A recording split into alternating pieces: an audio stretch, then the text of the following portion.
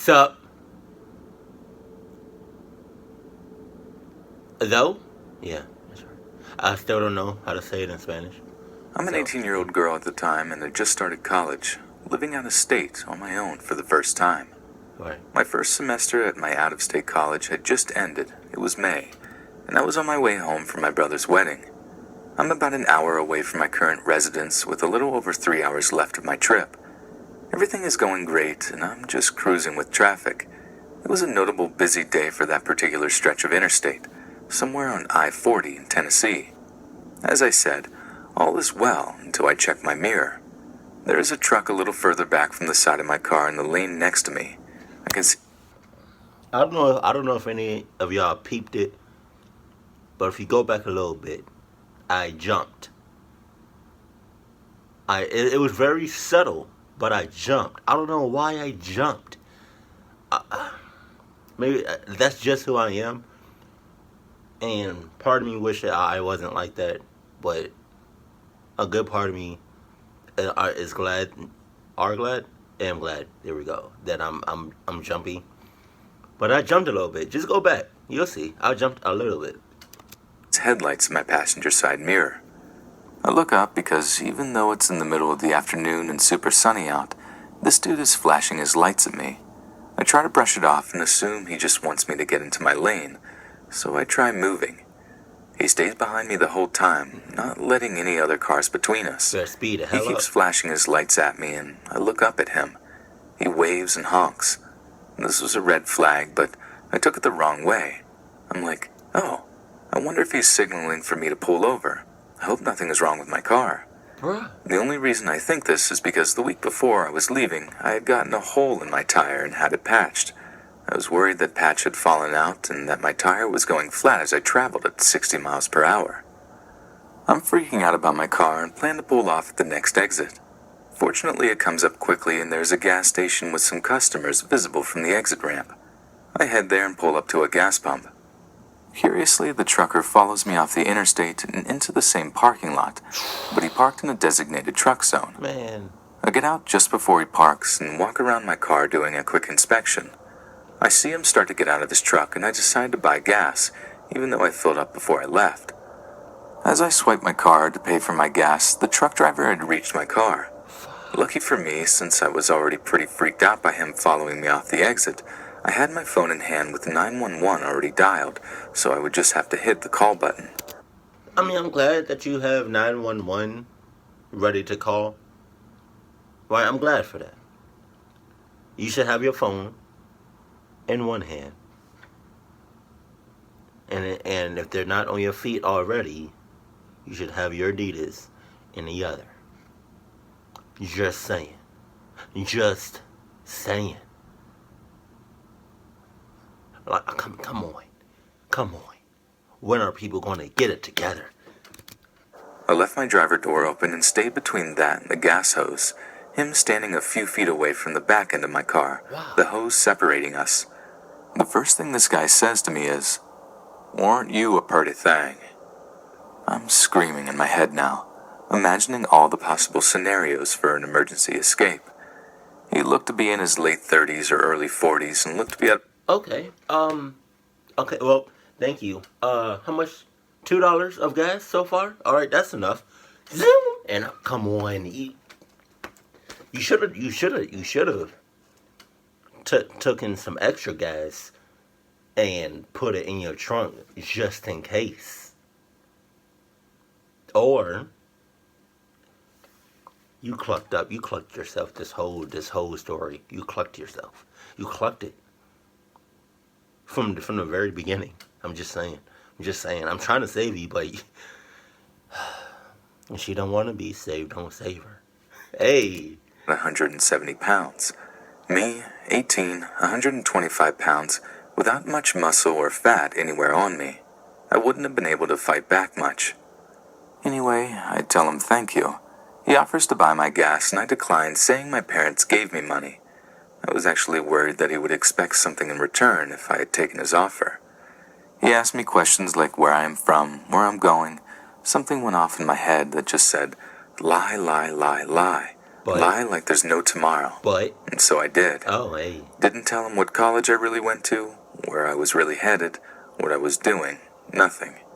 My gas was done pumping after 1 minute, a whole $12, and with that I told him goodbye, jumped in my car, and got out of there. I kept an eye on him as I left, making sure he didn't follow me any longer. Thankfully, he didn't, and I never saw him again. I don't know what he wanted with me that day, whether it was just to tell me how attractive I was, or if he had something much worse planned. I really regret not reporting him to the police. Since this incident, I've always been leery of truck drivers. You should have regretted not running sooner. But hey, that's just me. That's just me. That's just me. A few months ago, I was driving back to school from visiting my parents. It's about a 2-hour drive, so I usually keep myself entertained with music. I'm a 5'3", 21-year-old female driving my dad's little old pickup truck alone in the leftmost lane of a 3-lane highway, dorking around to music on the radio. Suddenly, I notice a semi-truck going the exact same speed as me in the rightmost lane. Embarrassed for getting caught in dork mode, I stopped singing and dancing and tried to speed up so he couldn't see me anymore. He matched my speed, which ticked me off a little bit, so I looked at the driver. To my surprise, he was smiling and waving. Thrown off, I kind of chuckled and waved back. Big mistake. Yeah. He moves over to the middle lane to be closer to me, and now he won't stop smiling and waving. At first I played nice, waving back a little because semi-truck beats tiny pickup truck any day, but I was mostly focusing on getting out of this guy's field of vision safely. I tried speeding up as fast as my truck would allow, about 90 miles per hour, and slowing down as suddenly as I could without endangering anyone behind me, but he would just match my speed no matter what. If there was someone coming up his lane, he'd move to the right at the last possible second and pass them before I could slow down and get behind them. He has a lot more practice with reckless maneuvering than I do, so he has me trapped and he's using other cars to help him. The whole time he's smiling, waving, holding up the number 1 sign finger for some reason I still don't know, and rapidly losing any charm he once had. You playing? As this continues for about 5 miles, I get worried and call 911. I gave them a description of the truck, white cargo truck, black cab with some Pennsylvania company logo on it, and driver, balding middle-aged tan guy with a dirty blue t-shirt on. They advised me to pull off at the emergency shoulder on the left, but I've never done that, and it looked too narrow, so I didn't feel comfortable doing that. At this point, he was passing someone else in the middle lane, and I finally had a chance to slow down and merge 2 lanes over to the rightmost lane. I started speeding past him so he couldn't trap me again, and the operator told me to take the closest service plaza about 5 miles away. She said he probably wouldn't follow me, so I could stop there for a few minutes before getting back on the highway.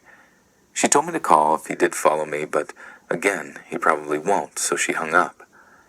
Now he's still holding up the number 1 sign and smiling this creepy, increasingly perverted grin at me while I avoid eye contact. The service plaza is in a quarter mile, and I'm not using any turn signals, but I guess he knew what I was doing because he braked hard and merged right behind me right at the last second to join me in exiting to the service plaza. After I get my heart to start back up from the coronary it just experienced, I call 911 again. Now the way the service plaza was set up was that semi-trucks had to use a separate lane winding to the right of the plaza that led to a parking lot behind the plaza just for big trucks. The rest of us used a smaller lane to park immediately in front of the plaza. I parked, and as I'm explaining to the new operator what's going on, I watch the semi creep around its path while the driver stares me down, smiling. I freaked. He knew where I had parked. He knew where to find me if I just stayed there. I thought maybe I could have floored it to get back on the highway, but I was afraid he would see me and follow me again. So I drove to a gas station to the left of the plaza, which has a view of the semi-truck parking lot, hoping he couldn't find me until police came. The operator transfers me to the woman who was helping me before. She informs me that they've dispatched a couple of cars, but couldn't tell me how long they would be. I see the trucker has gotten out of his truck and is heading towards me. Even though my windows are closed and my doors are locked, I'm panicking on the phone to the operator. She tells me the police should be there soon and I should be safe there, so I should sit tight while I keep her updated. I wanted to at least drive back to the parking lot I was in before, but it's a one-way entrance to the gas station, so I couldn't. I glared at the trucker and showed him my phone when he came close. He finally stopped smiling and made it look like he was going into the service plaza. I looked in my right view mirror and found him hiding behind a big white pillar in front of the plaza, staring at me. Again, I freaked out and asked the operator where the cops were. Yo, see, this is why I don't like cops, because more often than not, they're slow as hell. They're really slow to getting to you. Yeah. And so this is why I just run or floor it or fly it. I don't know. Any way I can haul it, you best believe I'm gonna haul it. But sometimes you just gotta risk it, you know. Sometimes you just gotta risk it and just go for it and just haul it without just going, you know. It's a semi truck. I mean, you said it was matching. He was matching your speed, but like you are a smaller vehicle than he has, so you can just. You probably, I don't know if you can. I'm a good ass driver. I'm not gonna lie.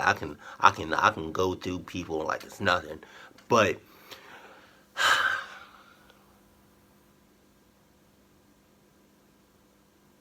sometimes you just gotta risk it and just go for it. You can't be taking chances, because when you take chances, the chances of you getting clucked up is pretty high. The chances of him catching you is pretty slim. Just saying. Just saying. I could leave because he's being ultra creepy. She tells me to sit tight again because they should be there any minute, Sit tight, I nothing. do. Then he comes out of hiding and starts walking towards my truck. I put it in drive just in case and tell the operator what he's doing.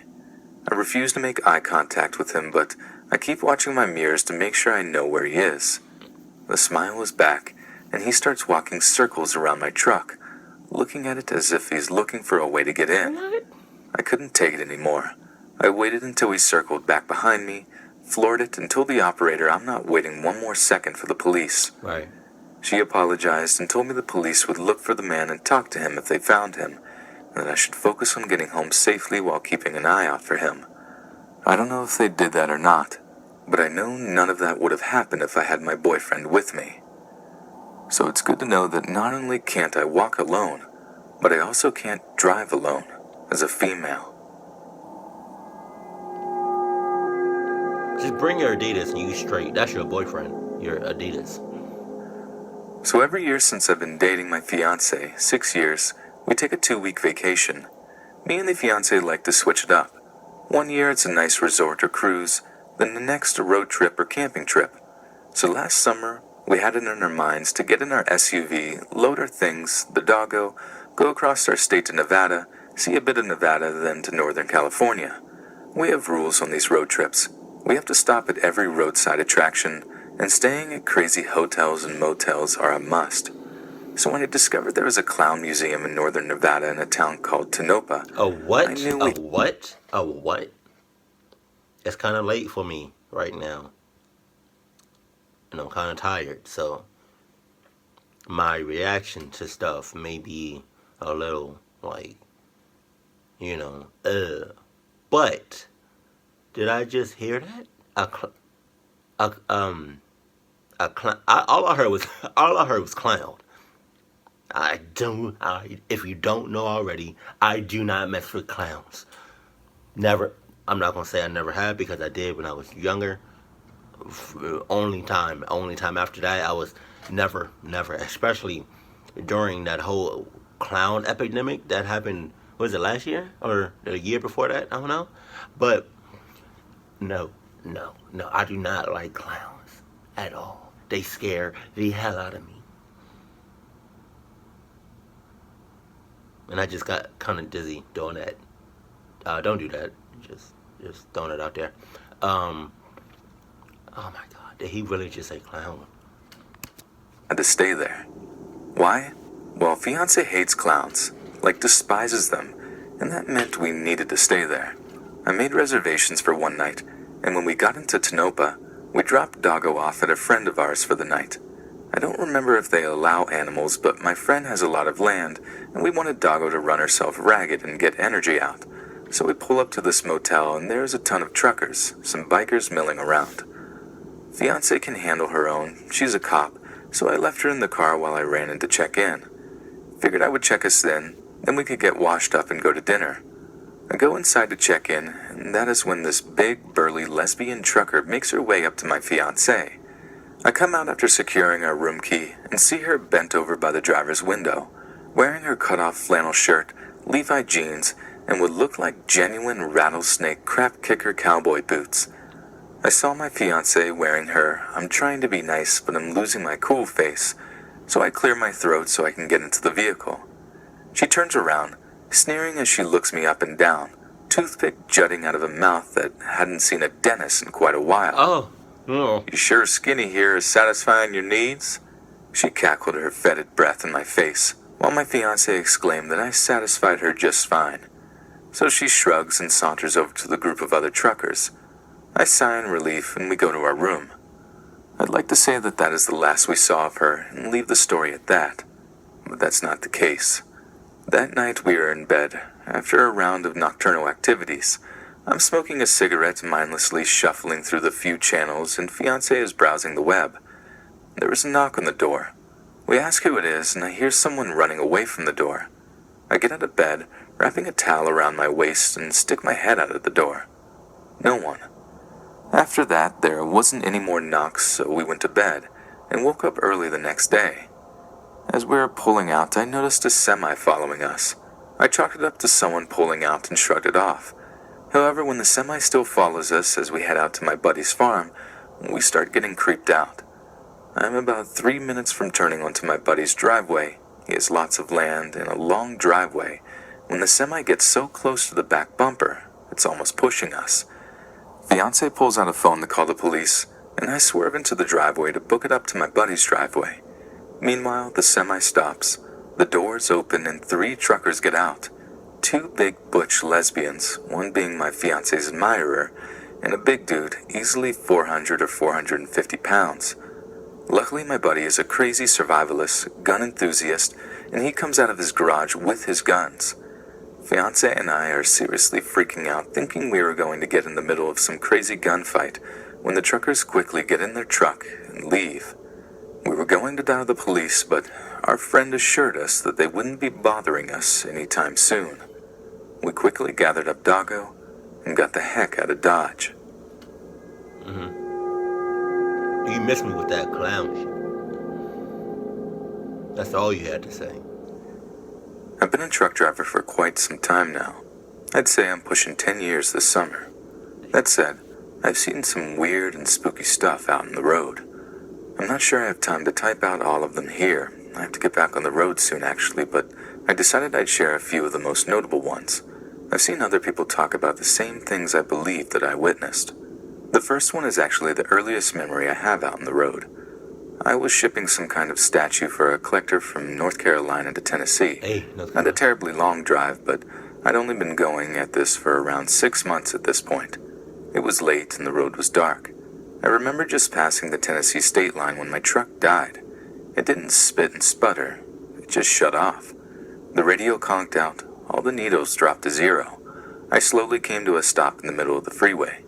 Believe me, I tried to get that thing towards the shoulder, but to my horror, the steering wheel had locked up as well.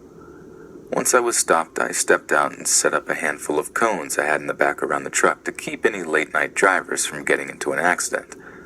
Having no idea of what could have happened, I decided on calling the highway patrol so we could take care of this the correct way. After that was done, I'd call my client and let them know I'd be late. When I pulled up my phone, though, I had no service. I was roaming. I retreated back to my truck in hopes of using my Wi-Fi hotspot and getting in contact with someone that way. No matter what I tried, I couldn't get it to connect. I was out of options. Finally, I just decided I'd stand at the back of my truck so I could wave down anyone who may come by. man. I'd guessed that 5 minutes passed before my patience had worn thin. I was annoyed, confused, and losing more money by the minute. But when I pulled my phone out again to check the time, all that faded away. Instead of anger, I was just confused. According to my phone, no time at all had passed. That's when a feeling of being watched fell over me. Oh. I looked all around, only to be met with large fields on either side shrouded in darkness. I began hearing something, though, like a low mechanical hum. Great. I thought someone must be coming down the road. Of course, I was wrong. Somebody? The hum did slowly grow louder, but not from in front of me or behind me, rather from above me. Oh, no. Reluctantly, I looked up and saw a large gray and silver saucer in the air. There were lights around the circumference of it, with one large on the right in the middle acting as a sort of spotlight. I felt my heart rate skyrocket, and my entire vision was enveloped in white right before I fell to the ground.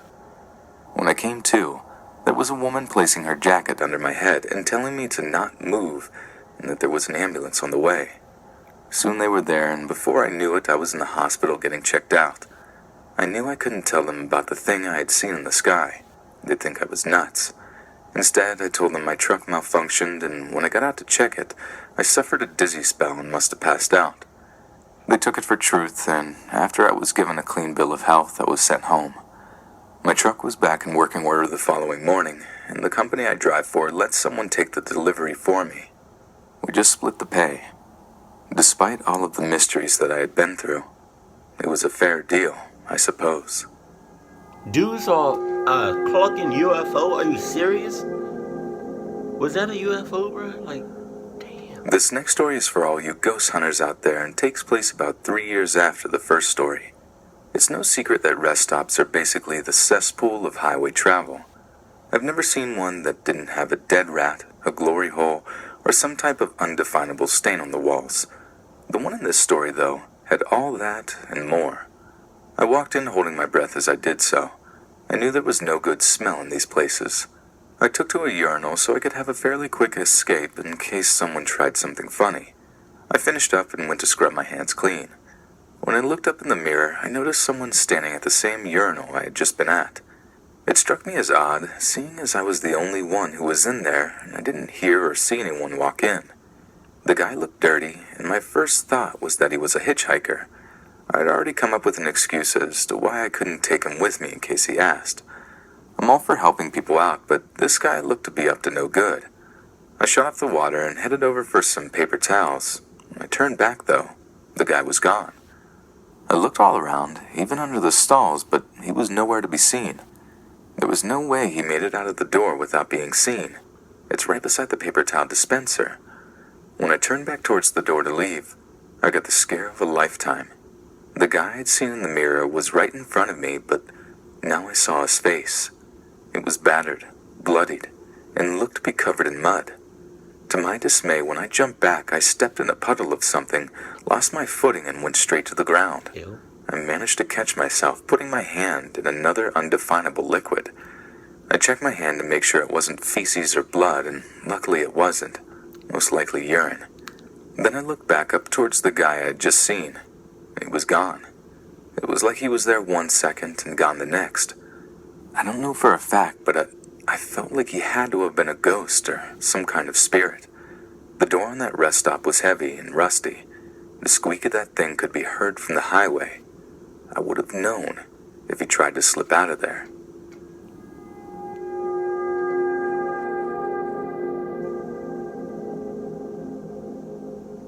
The two previous stories my wife both know about. These two, however, have never left my mind. You all should feel lucky. The first takes place around the 5-year mark, so not too long after my encounter with the man at the rest stop. I was heading up to Michigan to drop something off, when I noticed a man on the side of the road. The roads were fairly quiet that night, so I could see why he would go unnoticed. He didn't have his thumb out or anything. He was slumped over the guardrail. I'd say I was about 100 yards from him and could make out a hoodie and some type of liquid glistening from the light from the headlights. I had all intentions of trying to pull over somewhere and help him, but as I approached, his body lifted up and sort of dragged itself the rest of the way over the rail. It's hard to explain how unnatural it looked. His body moved like it had no bones. Yeah. Before I knew it, he was making his way straight into the road. I blew my horn, rolled the windows down, and screamed, but he just stood there directly in the line of fire. A split second passed where I knew I would be responsible for someone's death, that I would take someone out of someone else's life forever. I tried to stop, but even as the truck slowed, I knew I was going to collide with this poor soul. As he disappeared from my sight, my eyes slammed shut, anticipating the impact, but it never came. I told myself he'd jumped out of the way and was okay, that I had nothing to worry about because he was obviously not hurt, aside from whatever injury he'd sustained that put him in the position he was in. The truck finally came to a stop, and I immediately jumped out to see if he was okay. Man, I looked all over for that guy, but he was nowhere to be seen. I walked up and down the highway for at least half an hour, calling out and asking if he was all right. I looked by the guardrail as well, but it was pointless. This guy was nowhere to be seen. I still don't know where he could have went. Don't worry about that. Just go ahead about your business. That's all. That's it. Now, recently I thought my bouts with the paranormal were finally over, but I'll end with one that happened just a couple of weeks ago. This one isn't nearly as scary as the others in my opinion, but it's still a good one. It's common knowledge that truck drivers often have CB radios installed. They're usually used, or at least in my case, to communicate with other drivers and let them know of any traffic accidents and road delays. Us drivers like to look out for each other. This night in particular, I was having a full-on conversation with someone. I guess they were around 10 miles ahead of me at the time, and he was giving me a little heads up about a rollover that was being cleaned up. A rollover being a car that careened off the road and flipped. I thanked him and continued on with the conversation. He interrupted me at one point, though. His voice had changed from passive and bored to scared and alert. He explained that he had just pulled over at a rest stop, one that I was about 8 miles from and had just seen a sign for, and there was something walking around out there. He said he had planned on sleeping after being on the road for 8 hours with no break, but now he was afraid to get out or even try to go to sleep. I need to keep this thing in sight, he said. That really freaked me out. I told him to just chill out. I'd be there soon and we could take shifts if that made him feel better. He said sure, but then he began describing it. According to him, it looked almost human. Its head was too small and its body too long. It was completely naked, but he couldn't see any genitals. The skin that covered it was a light gray, seemed wet, and was stretched tightly around its body, leading to extreme definition around the bones. It looked around the rest stop, seemingly sniffing for some type of meal. When it found one, my radio buddy got off long enough to vomit. When he came back, he said the thing ripped the head from a small rabbit and went about devouring it basically whole. Finally, I made it to the rest stop and tried to park as quickly as I could. I looked all across the tree line for this thing that my radio friend had described to me, but I couldn't see it anywhere. You better, hey, for real, like on the real, you should have took some 5-hour energy drinks with you, a couple of them junks, like for real, and just, and I'm good to go. My gas is full, right? My feet are ready to go. I'm ready to go. One more for the road? All right. Go. And just keep going. Like, I don't got time for this. That doesn't even sound. That's crazy. Small head, long body, gray skin, ripping heads off of animals. Oh, nah. Oh, nah. Nah, you going, nope. Hell no. Then out of nowhere, I heard 2 gunshots fire out. I looked all around again and saw a driver, assumingly the one that I had been speaking to, firing at something that was now making off into the woods. The way it ran was similar to a quadruped, but its gait was off. I'm not sure how to explain it. I jumped out of the truck and ran over to the guy, making sure to make myself known. We met up and explained that he had finally given in and decided to try to make it to the bathroom. As he was coming out, this thing was standing a few feet from the door and hissed at him when he had stepped out. As soon as it started coming toward him, he pulled out his 9mm and fired at it. I believe it landed somewhere near its lung, according to him. The small trail of black, inky-like liquid leading to the woods solidified that. Not long after that, we took to staying in our trucks and sleeping in shifts to make sure that if the thing were to come back, we could warn the other. We made it through the rest of the night without incident. That's another story where I'm left totally confused. I have never seen something like what he had described. I'm not aware of any kind of animal who has black blood. The whole situation was incredibly strange. That driver and I actually stayed in contact for a short amount of time after that, but we eventually went our separate ways. Our paths still cross here and there, though. We use those moments to reminisce and try to get an idea of what we had to deal with that night. Well, I've got to get back on the road. I hope you guys and gals get a kick out of some of these. I still haven't made sense as to why I'm so attracted to the paranormal. Or rather, why it's so attracted to me. But it was a lot of fun to finally share them with someone other than my wife. I'm sure she gets tired of hearing about them and the nightmares they cause. Hey friends, thanks for listening. Yo. If you got a story, be sure to submit them to my subreddit, r/Let's Read Official, and give and receive feedback from the community. And be sure to check out my Choose Your Own Path horror game on the iOS and Android App Store, and grab early access to all future narrations for just $1 a month on Patreon. Links in the description. Thanks so much, friends, and I'll see you again soon. I love his voice. If he added like some sound effects to the stories, it would have been over. It would have been a wrap. He would be up there to Mr. Nightmare. You know, Mr. Nightmare at the top of the top. Granted, he don't really be posting like that anymore. Mr. Nightmare. I love you. Just saying. Just saying. You know. But I'm still that clown one. I couldn't. Nope. Nah. I will always be afraid of clowns. Always. And I'm going to make sure my kids are afraid of clowns. Just saying. And my kids. But yeah, I really do believe that truck drivers really do be seeing a lot because they travel so far and like for so long. I couldn't be no truck driver because the second I see something out of the ordinary, I'm out. I'm calling the quits. Tell Mike to come back and take over this shift. I can't do this anymore. I just what you mean I can't? What you mean you can't do it? Bitch, I can't do it. I just seen a something that has a small head, gray body, ripping off animal heads, and bleeds black? What? What? And the junk is just staring at me in my eyes? Staring at me that why am I down? Staring me down? Are you serious? And you what? I'm surprised. I'm surprised.